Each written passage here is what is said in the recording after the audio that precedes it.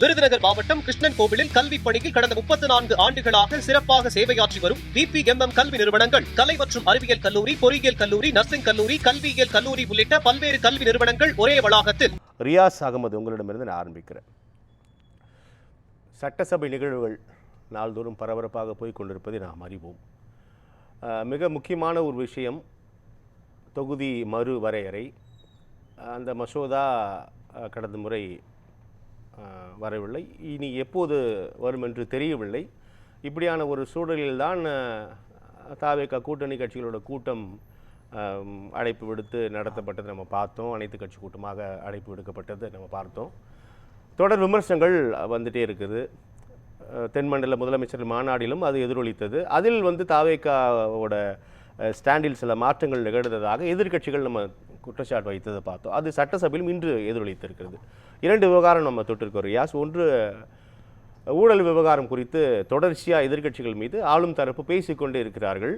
குறிப்பாக சில நாட்களுக்கு முன்னால் உங்கள் ஃபைல்ஸ் எல்லாமே என் டேபிளில் தான் இருக்குது, அதை பார்த்துங்க, நான் திறக்காமல் பார்த்துங்க அப்படின்னு ஒரு எச்சரிக்கை தோணியில் முதலமைச்சர் சொன்னதை நம்ம பார்த்தோம். இன்று பிரதான எதிர்க்கட்சி தலைவர் அந்த ஃபைல்ஸை எப்போ ஓப்பன் பண்ண போகிறீங்க, உங்கள் ஜோசியர் சொன்னால் தான் ஓப்பன் பண்ணுவீங்களா அப்படின்னு அவரே யார் மேலே சார்ஜ் வச்சாங்களோ அவரே அதை திறக்க சொல்கிறதெல்லாம் நம்ம பார்க்குறோம். ஸோ இந்த 2 விவகாரமும் மீண்டும் ஒரு பெரிய பேசுபொருளாக இருக்கிறது. மீண்டும் மீண்டும் ஆளும் தரப்பு தொகுதி மறுவரையில் எங்களுடைய நிலைப்பாடு இதுதான் அப்படின்னு சொல்கிறதும், எதிர்க்கட்சிகள் இல்லை நீங்கள் மாறிட்டீங்க அப்படின்னு சொல்கிறதுமா நம்ம பார்க்குறோம். எப்படி பார்க்குறீங்க ரியாஸ் அகமது? அதாவது மாண்புமிகு முதல்வர் சட்டசபையிலே இதை சொல்லியிருக்காரு. மக்கள் பணத்தை தொட விட மாட்டோம், இதுக்கு முன்னாடி தொட்டவங்களும் விட மாட்டோம் அப்படின்றத சொல்லியிருக்காரு. இதோட நீட்சி தான் பார்த்தீங்கன்னாக்கா இந்த ஃபைல் அவர் டேபிளில் இருக்குது அப்படின்றத சொல்கிறார். அது பேசுறதுக்கான அவசியம் அந்த இடத்துல சட்டசபையில் முதல்வருக்கு ஏற்பட்டிருக்கு. ஏன்னா இது நான் சொல்ல வேணாம் தான் பார்த்தேன், ஆனால் நான் சொல்கிறேன் அப்படின்றத சொல்லியிருக்காரு. அதோ ஆதாரங்களோட நிரூபிக்கப்பட்டால் கண்டிப்பாக நீதிமன்றத்தில் யார் யார் மேலெல்லாம் குற்றம் இருக்கோ, அதாவது கரப்ஷன் சார்ஜஸ் இருக்கோ, நீதிமன்றத்தால் கண்டிப்பாக தண்டிக்கப்படுவாங்க. அதோட விஷயந்தான் அந்த ஃபைல்ஸ் இருக்கு. அதுக்கு முன்னாடி தொகுதி மறுவரையறை பொறுத்த வரைக்கும் அதாவது மக்கள் கணக்கெடுப்பின் அடிப்படை தான் எல்லாருக்குமே தெரியும், அது டீலிமிட்டேஷன் பண்ணுறாங்க. இப்போது இந்த ஃபேர் டீலிமிட்டேஷன்ன்றது சவுத்தில் இருக்க மக்களுக்கான ரெப்ரசன்டேஷன் ஃபேராக இருக்கும்னு ஒன்றிய அரசு உத்தரவாதம் கொடுத்துருக்குன்ற நம்ம பார்க்கலாம். அதோட வெளிப்பாடு தான் இந்த ஃபேர் டீலிமிட்டேஷனுக்கு நம்ம ஒரு சேஞ்ச் எடுத்திருக்கோம் அப்படின்றத நம்ம பார்க்க முடியுது. இதுதான் இந்த நிலைப்பாடு, அதாவது தாவேகா அரசோட நிலைப்பாடுன்றதை நம்ம புரிஞ்சுக்க முடியுது சார். இதுதான் இதில் சொல்லப்பட்டிருக்க விஷயம் இதுதான். ஸோ இது ரெண்டுமே பார்க்க போனால், அதாவது இந்த files on the table with who got corruption அப்படின்றது ஃபேர் டீலிமிட்டேஷனில் தான் இருக்கிறீங்க. ஆனால் ஆதவ் அர்ஜுனா சொல்லும் போது ஃப்ரீஸ் டீலிமிட்டேஷனுக்குள்ளே தான் தேவை, அதை உறுதிப்படுத்துறாரு. ஆனால் நீங்கள் ஃபேர் டீலிமிட்டேஷன் நோக்கி தான் நகர்றீங்க.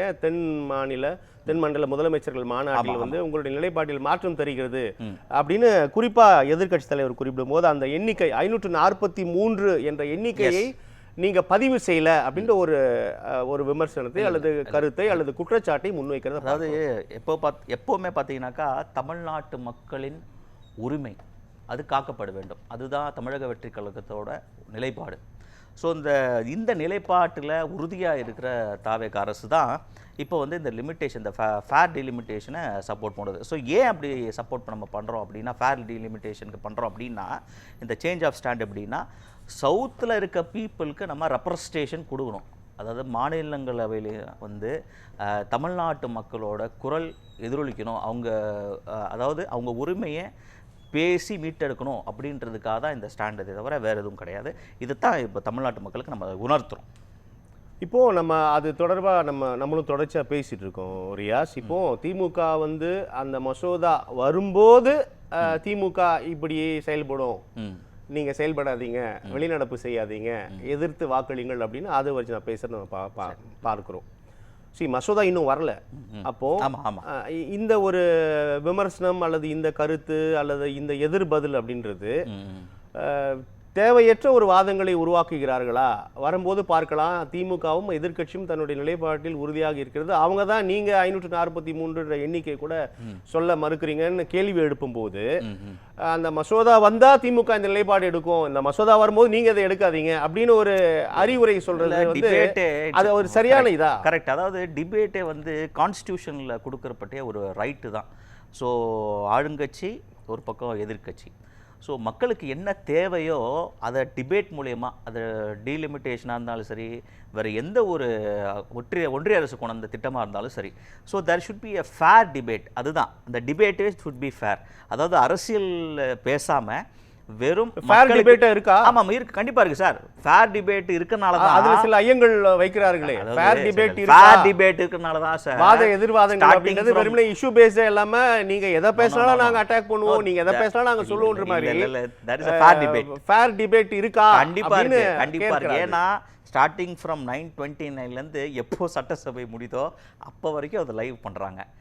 எதிர்க்கட்சி பேசுறது சரி, ஆளுங்கட்சி அதுதான் கூடுதல் கவனம் பெறுகிறது. ஆமா, எதிர்க்கட்சி பேசுறது சரி, அதுதான் நான் முதலே சொல்றேன். நான் எதிர்க்கட்சி பேசுறது சரி, ஆளுங்கட்சி பேசுறது சரி, சபாநாயகர் நடுநிலையா செயல்பட்டு இதை எப்படி இதை கொண்டு போறான்றத மக்கள், தமிழ்நாட்டு மக்கள் மட்டும் இல்லை உலக மக்களே இதை பார்த்துட்டு இருக்காங்க. ஸோ அதனால தான் சொல்றேன், there is a fair debate. So இந்த விஷயத்தை பொறுத்த வரைக்கும் ஃபேர் டிபேட் நடத்தி தான் வந்து ஒன்றிய அரசு கொண்டு வந்த எந்த ஒரு விஷயமா இருந்தாலும் டிபேட் பண்ணி தான் நம்ம அதை கொண்டு வரோன்றத மக்களுக்கு உணர்த்துறதுக்காக தான் பண்ணுறோம் சார். ஸோ தொகுதி மறுவரையில் ஆளும் தரப்போட நிலைப்பாடு என்பது இதுதான். இதில் மாற்று கருத்து இல்லை. எதிர்க்கட்சிகளோட விமர்சனங்களை நீங்க ஏற்கல, எப்போதும் ஒரு நிலைப்பாடு தான். அதாவது மக்களுக்கு, தமிழ்நாட்டு மக்களின் உரிமையை எந்த வகையிலாவது ஒன்றிய அரசுக்கு ஒடுக்குமே ஆனால் அதுக்கு நம்ம எதிர்ப்பு தெரிவிப்போம். ஆனால் ஒன்றிய அரசு மக்களுக்கு, தமிழ்நாட்டு மக்களுக்கு தேவையான எது செய்தாலும் அதை வரவேற்போம். நல்லது. இப்போ நம்ம அந்த ஊழல் ஃபைல்ஸ்குள்ளே வந்துடலாம். இப்போ முதலமைச்சர் அந்த சார்ஜ் வைக்கிறாரு, சில அமைச்சர்கள் அதை பேசும்பொழுது என்னுடைய அந்த கோப்புகள் என்னுடைய டேபிளில் இருக்கு அப்படின்னு முதலமைச்சரே நம்ம பகிர்ந்ததை நம்ம பார்த்தோம். இப்போ எதிர்க்கட்சி தலைவரே அந்த கோப்பை வந்து எடுங்களேன், திறந்து பாருங்களேன் அப்படின்னு சொல்றதையும் நம்ம பார்க்கிறோம். ஒரு ஆளும் தரப்பு, எதிர்க்கட்சிகள் அல்லது வெவ்வேறு துறை சார்ந்த நபர்கள் விமர்சனம் வைக்கலாம், கருத்து தெரிவிக்கலாம். ஆனால் ஒரு முதலமைச்சர் ஆட்சி அதிகாரத்தை மக்கள் தந்து விட்டார்கள், அதிகாரத்தில் இருப்பவர்கள் நீங்க தான், நீங்களும் இதையே சொல்லிட்டு இருக்கிறீங்களே, நடவடிக்கை எடுக்க ஏன் தயக்கம்? எதிர்க்கட்சி தலைவரே கேட்கிறாரு அந்த அந்த ஃபைலை இப்போ எடுங்க அப்படின்னு. அதை நோக்கி ஏன் நகர்கிறது என்ன தயக்கம்? அது சொல்லும் போதே மாண்புமிகு முதல்வர் சொன்னும் போதே எங்களுக்கு எப்போ இது எந்த டைம்ல எப்போ ஓப்பன் பண்ணுன்றது தெரியணும்னு சொல்லியிருக்காரு. அதுக்குண்டான ரைட் டைம் வரும்போது அதை கண்டிப்பாக செய்வார். அதற்கான அர்த்தமா என்ன புரிஞ்சுக்கலாம்? அதாவது எப்படி புரிஞ்சுக்கலாம்னா, ரைட் டைம்ன்றது லீகலா விசாரணைகள் போய் கொண்டிருக்கு, இன்னும் தரவுகள் நாங்க வந்து அதை தேடிட்டு இருக்கிறோம், அதுக்கான கண்டிப்பா அதாவது லீகலான பதிலா தரவு. ஆனா இது சினிமா பட பாணியிலே அந்த டைலாக் மாதிரி பேசுறாரு அப்படின்னு சில விமர்சனங்கள் முன்வைக்கிறது. பாத்துங்க, அப்படி ஒரு விமர்சனம் முன்வைக்கப்படும். இல்ல மாண்புமிகு முதல் வந்து வந்து சினிமா பத்தி மறந்தாலும் எதிர்க்கட்சிகள் சினிமா பத்தி மறக்க மாட்டேங்கிறாங்க. அதாவது அவர் டேபிள்ல இருக்கிறது முகாந்திரம் இருக்கக்கூடிய சாட்சிகள் இருக்கக்கூடிய ஃபைல்ஸ் தான் அவர் சொல்கிறாரு. அடிஷ்னலாக ஏதாவது வந்து ஆதாரம் திரட்ட வேண்டிய இருக்கலாம். ஸோ அடிஷ்னலாக அந்த மாதிரி சார்ஜஸ் ஏதாவது பண்ணக்கூடிய விஷயங்களாக இருக்கலாம். ஸோ ஃபைல்ஸ் அவர் மேலே டேபிளில் இருக்குன்றது தெரிஞ்சு போச்சு. So we have to wait and see for the right time. இப்போ செந்தில் பாலாஜி கூட ஒரு கேள்வி பதிலின் போது அல்லது அந்த விமர்சனங்கள் வைக்கும் பொழுது கூட அவர் கூட ஒரு சார்ஜ் வைக்கிறார். நீங்கள் மின்வாரிய கொள்கை விளக்க குறிப்பை கூட நான் படித்தேன், 5 பக்கங்களில் தான் டேட்டாக்கள் இருக்கிறது, மீதமெல்லாம் புள்ளி விபரம் இல்லாத பழைய குறிப்புகள் தான் அப்படின்னு ஒரு சார்ஜ் வைக்கிறார். அப்போ ஒரு சார்ஜை நம்ம வைக்கும் பொழுது அதற்கு பதிலையும் வந்து எதிர்த்தரப்பு வைக்குது, நீங்க நடவடிக்கை எடுக்க அப்படின்னு அந்த துணிச்சலும் பார்க்கும்போது இந்த தயக்கம் அல்லது எப்போதான் அந்த ரைட் டைம் வரும் அப்படின்னு மக்கள் மாட்டாங்களா? அதாவது எல்லா விஷயமே நம்ம வந்து உடனே ஒரு விஷயத்தை செஞ்சிட முடியாது.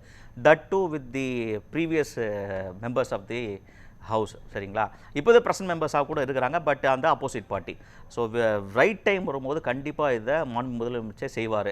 அப்புறம் நீங்கள் செந்தில் பாலாஜி அவர்கள் பேசும்போது அவர் சொல்லும் போதே குறிப்பிடும் போதே வந்து வெள்ளை அறிக்கையில் அதை பற்றி நீங்கள் சொல்லியிருக்கீங்க அப்படின்றத ஆப்வியஸ்லி வெள்ளை அறிக்கை அதை பற்றி சொல்லியிருக்கலாம். ஆனால் 5 பக்கங்கள் தான் டேட்டாஸ் இருக்குன்றார். அதுதான் அந்த 5 பக்கம் டேட்டா. ஆனால் இது out of so many data is there, so many papers is there. அப்போ அந்த 5 பக்கங்களில் தான் இருக்குது அப்படின்றது. அந்த எம்எல்ஏ பற்றி நம்ம வந்து இந்த விவாதத்தில் பெருசாக விளக்க வேண்டிய அவசியம் கிடையாது. சரிங்களா? அதில் என்னென்ன ஊழல் நடந்தது கூட அந்த ஃபைலில் இருக்கலாம், நமக்கு தெரியாது. We have to wait and watch. CM என்ன சொல்லியிருக்காங்கன்னா ரைட் டைமில் கண்டிப்பாக இது எப்போ திறக்கணும்னு தெரியும், கண்டிப்பாக திறக்கணும்னு சொல்லியிருக்காரு சார். அதே தான் நீங்களும் அதே தான் நானும் சொல்லுவேன். நம்ம தொடர்ந்து பேசலாம். ரியாஸ் எப்படி பார்க்கலாம்? ப்ரீ மெச்சூர்ட் சொன்னார். இது ப்ரீ மெச்சூர்டுன்ற வேர்டே வந்து தப்பான வேர்டு. ஏன் அப்படி சொல்கிறேன்னா, ஃபைல்ஸ் மேலே இருக்குது அப்படின்னு சிஎம் சொன்னது முகாந்திரம் இருக்க ஃபைல்ஸ்.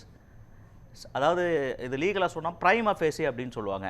முகாந்திரம் இருக்கக்கூடிய, தவறு நடந்திருக்கக்கூடிய, யார் யாரெல்லாம் தவறு செஞ்சிருக்காங்க அப்படின்றத prima facie evidence on the table of the CM. இதுதான் இருங்க சார். நீங்க சொல்லும் போது தூக்கி போடணும்னு அவசியம் இல்ல, பண்ணதே நீங்க தானே சார். எதுக்கு தூக்கி போட்டா வந்து அதுல தப்பிக்கிறதுக்கா? குற்றத்தை நிரூபின்னு சொல்றது குற்றத்தை நிரூபிக்கிறது இல்ல கேளுங்க.